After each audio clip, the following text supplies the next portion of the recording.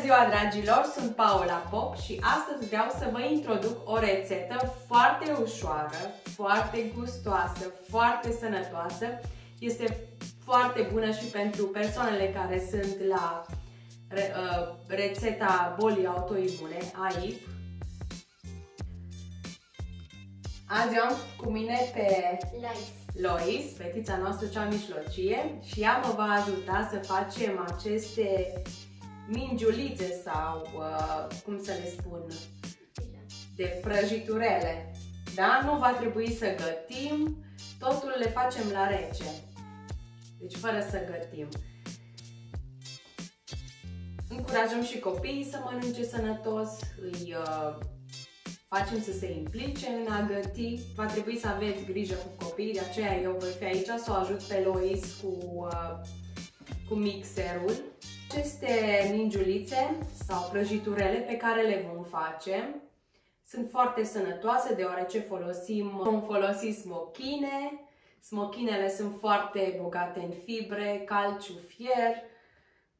Cocosul, de asemenea, este foarte bogat în fibre. Pentru cei cu boli autoimune, cocosul este foarte indicat să-l introducă în alimentație. Scorțișoara, de asemenea, ajută la mărirea metabolismului și puțină sare, opțional, bineînțeles. Și uleiul de cocos este o grăsime foarte sănătoasă și de asemenea foarte benefică pentru cei cu bolile autoimune. Pe canalul nostru veți vedea că vom pune și rețete pentru persoanele care au boli autoimune, deoarece eu am o boală autoimună și de aceea încerc să mănânc mai diferit și vom folosi mult cocos, ulei de cocos, lapte de cocos și făină de cocos și cocosul răzuit. Haideți la treabă! Lois ne va ajuta să facem mingiulițele și vom pune jumate. În blenderul nostru vom pune jumate, deci 30 de smochine vom folosi și eu în blender voi pune doar jumate și jumate și din cocos, sul răzuit, deoarece este mai ușor de lucrat. Vom lucra mai ușor, adică blenderul va procesa mai ușor dacă punem o cantitate mai mică. La fel jumate. Și apoi le vom amesteca cu cealaltă uleiul de cocos.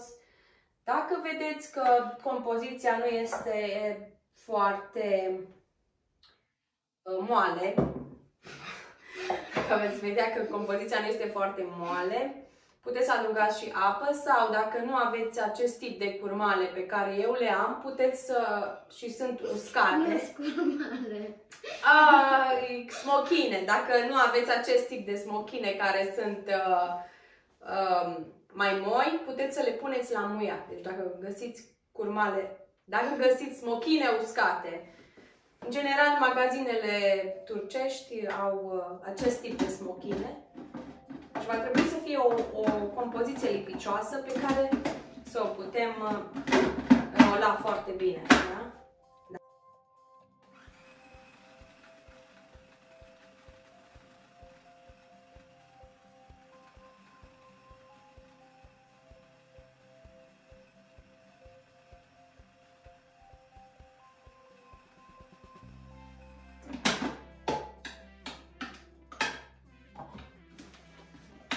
Deci vom da bine până când se va forma așa o compoziție lipicioasă, pe care să o putem forma mingile noastre, biluțele noastre. Să încurajați și copiii să mănânce sănătos și ei trebuie implicați în a găti. Dar ce bine miroase. Miroase bine.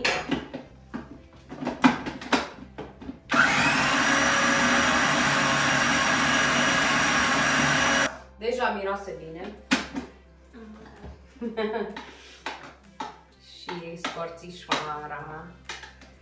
Chiar am făcut cu fetița cea mică o lecție despre un tigru care a făcut tort cu mama lui și a pus prea multă, a crezut că dacă este scorțișoara puțină, bună, dacă pune și mai multă, va fi și mai bun.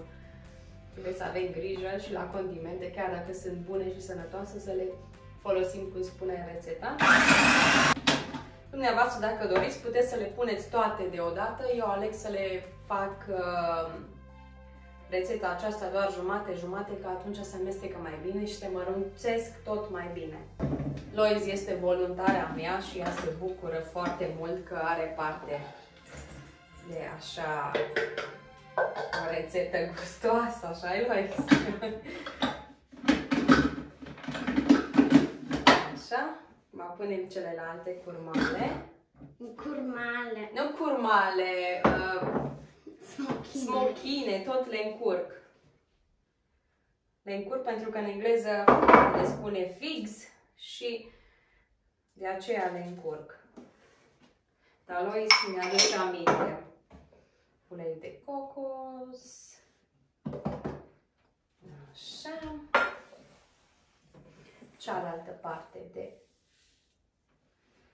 cocos și aceasta rămâne pentru a finaliza rețeta noastră.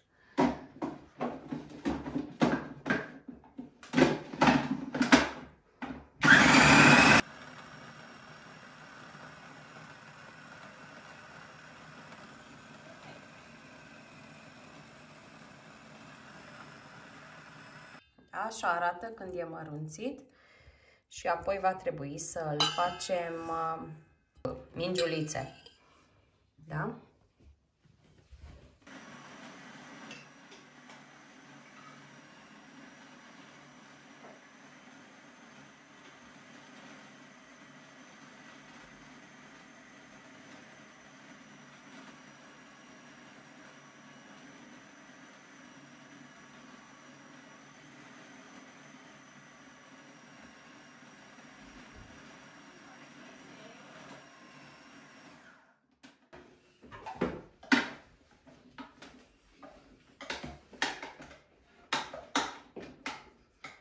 Dacă vreți copii să fiți frumoși și sănătoși, trebuie să mâncați sănătos. Gata, terminăm cu mixerul, amestecăm tot. Smochine, tot curmale îmi vine să zic.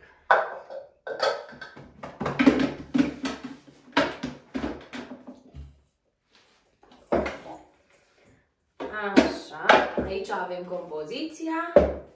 Place și să mănânce, dar și să le facă. După ce le facem, le vom pune în frigider o jumătate de oră. De ce le punem în frigider?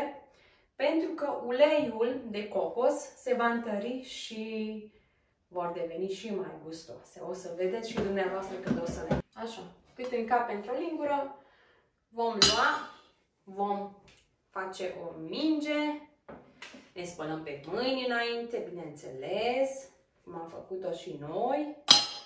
Da? Dacă vreți, puteți să folosiți aceste... Ca și pentru cupcakes. Da, ca și pentru cupcakes. Așa. Când e gata, putem pune un cocos, așa puțin, să pară și mai, ca și un, mai frumoase, ca și un Raffaello arată.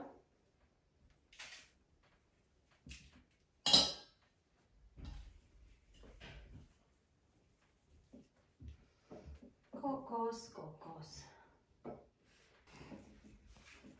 O să încerc și eu să fac cocos.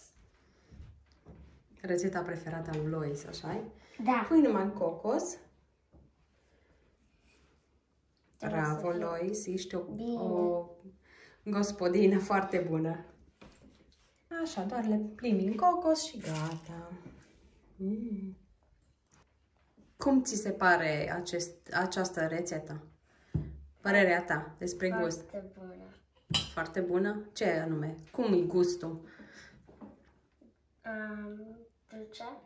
Dulce?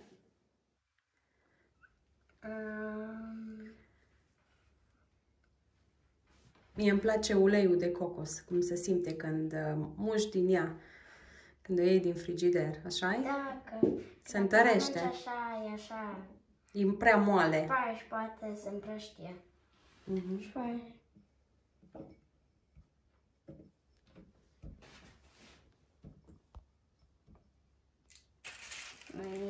Bravo, Lois!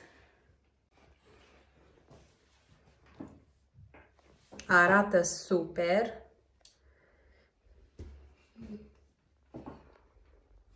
Așa, acum le vom pune în frigider 30 de minute ca să se întărească și vor fi foarte, foarte gustoase. Lois, ce faci? Ce mănânci acolo? Cocos! Cei din familie o să vă îndrăgească dacă o să le gătiți. Sunt sigură de asta. Poftă bună vă doresc! Nu uitați să ne spuneți și nouă dacă ați încercat rețeta și vrem să știm și părerea dumneavoastră despre această rețetă. Foarte nutritiv, foarte sănătos, nu trebuie gătită, deci nu trebuie să gătim și copiii pot să fie implicați. O să ai una dacă vrei.